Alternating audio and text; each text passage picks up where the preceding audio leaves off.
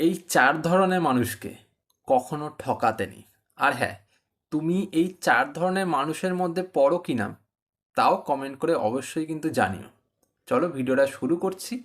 ভিডিওটা ভালো লাগলে লাইক করো, সাথে সাথে চ্যানেলটাকে সাবস্ক্রাইব করে রাখো। ফার্স্ট, যেই মানুষটা তোমাকে 100% বিশ্বাস করছে, এই রকম মানুষকে কোনো সময় ঠকাতে যাবে না। কারণ ওই যে মানুষটা, ও কিন্তু তোমাকে 100% বিশ্বাস করে। কারণ ওর চোখে তুমি এমন একটা মানুষ, যেই মানুষটার পরিপূরক কেউ হতেই পারে না।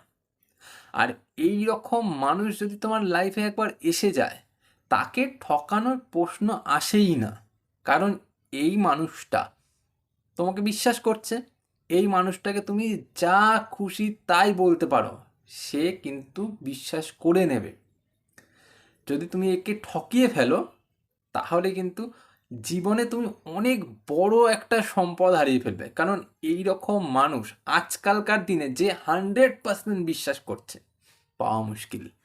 তাই যে তোমাকে বিশ্বাস করছে, ভরসা করছে 100%, তাকে অ্যাটলিস্ট ঠকাতে যেও না, তাহলে নিজেকে ঠকতে হবে। সেকেন্ড পয়েন্ট, যেই মানুষটা যে কোনো বিপদে তুমি পড়ো না কেন, পাশে এসে দাঁড়িয়ে যাবে, এই রকম মানুষকে কোনো সময় ঠকাতে নেই। কারণ দেখো, আজকালকার দিনে দাঁড়িয়ে মানুষ তো প্রচুর পেয়ে যাবে, কিন্তু সেই রকম মানুষ তুমি পাবে না, যেই মানুষগুলি তোমার বিপদে এসে দাঁড়াবে। এমন অনেক সময় হয় যে বিপদে পড়লে নিজের প্রিয়জনরা বা নিজের আত্মীয় স্বজনরাও কিন্তু সাথে এসে দাঁড়ায় না। তারা দূর থেকে বলে দেয়, ঠিক আছে আমি আছি, তুই কর। কিন্তু পাশে এসে কোনো সময় দাঁড়ায় না। কিন্তু ঠিক সেই সময়টাতে যেই মানুষটা তোমার পাশে এসে দাঁড়ায়, সেই মানুষটাকে কোনো সময় কোনো সময় ঠকাতে নেই। যদি এই মানুষগুলোকে ঠকিয়ে ফেলো, তাহলে অনেক মানুষ কিন্তু জীবনে তুমি পাবে, কিন্তু অনেক মূল্যবান রত্নগুলোকেও তুমি হারিয়ে ফেলবে। বুঝতে পারলে? তাই এই রকম মানুষগুলোকে তুমি যদি জীবনে পাও, ধরে রেখো। থার্ড পয়েন্ট, যে তোমার রাগ, জেদ এইগুলোকে সহ্য করেও তোমার সাথে থাকে, সেই মানুষকে কোনো সময় হারাতে নেই। কারণ এই মানুষগুলি কিন্তু তোমার ভালো সময়েও আছে, তোমার খারাপ সময়েও আছে।